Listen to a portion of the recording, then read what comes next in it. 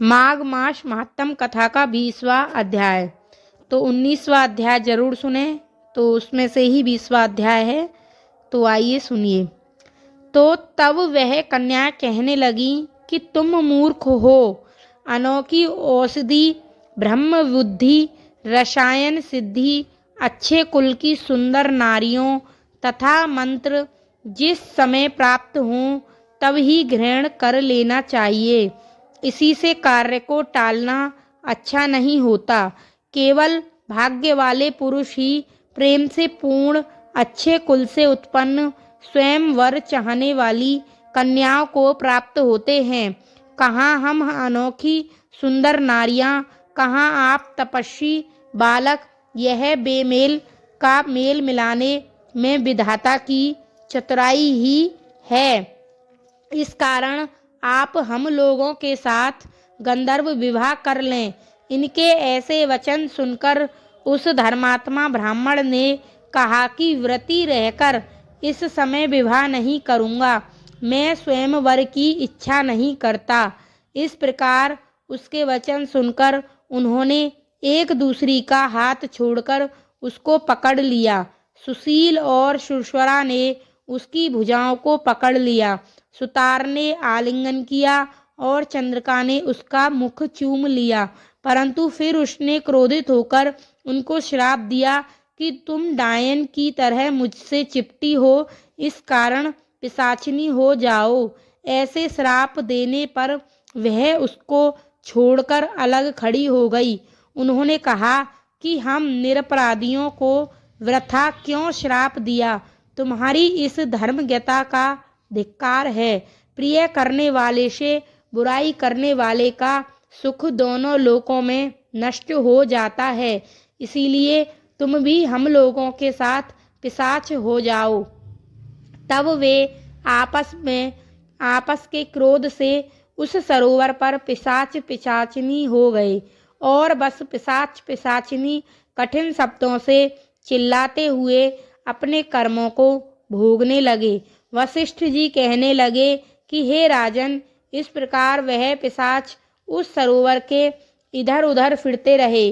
बहुत समय पश्चात मुनियों में श्रेष्ठ लोमस ऋषि पौष शुक्ला चतुर्दशी को उस अच्छोद सरोवर पर स्नान करने के लिए आए। जब क्षुधा से दुखी इन पिशाचों ने उनको देखा तो उनकी हत्या करने के लिए गोल बांधकर उनको चारों तरफ से घेर लिया। वेद निधि ब्राह्मण भी वहां पर आ गए और उन्होंने लोमस ऋषि को साष्टांग प्रणाम किया। पिशाच ऋषि के तेज के सामने ठहर ना सके और दूर जाकर खड़े हो गए। वेद निधि हाथ जोड़कर लोमस ऋषि से कहने लगे कि भाग्य से ही ऋषियों के दर्शन होते हैं। फिर इन्होंने गंधर्व कन्या और अपने पुत्र का परिचय देकर सब वृत्तांत सुनाया और कहा कि हे मुनिवर, यह सब ही श्राप मोहित होकर आपके सम्मुख खड़े हैं। आज इन बालकों का निस्तार होगा, जैसे सूर्योदय से अंधेरे का नाश हो जाता है। वशिष्ठ जी कहने लगे कि पुत्र के दुख से दुखी हुए वेद निधि ब्राह्मण के ऐसे वचन सुनकर लोमस ऋषि के नेत्रों में जल भर आया और वेद निधि से कहने लगे, मेरे प्रसाद से बालकों को शीघ्र स्मृति पैदा हो। मैं उनका धर्म कहता हूँ, जिससे इसका आपस का ज्ञान विलीन हो जाएगा। वेद निधि कहने लगे कि हे महिष, धर्म को जल्दी ही कहिए, क्योंकि श्राप की अग्नि बड़ी दुखकारक होती है। लोमस ऋषि जी कहने लगे कि यह सब मेरे साथ नियम पूर्वक माघ स्नान कर अंत में यह श्राप से छूट जाएंगे। मेरा यह निश्चय है, शुभ तीर्थ में माघ स्नान करने से शाप का फल नष्ट हो जाता है। 7 जन्मों के पाप तथा इस जन्म के पाप माघ में तीर्थ स्नान पर स्नान करने से नष्ट हो जाते हैं। इस अच्छोद में स्नान करने से अवश्य ही मोक्ष की प्राप्ति होती है।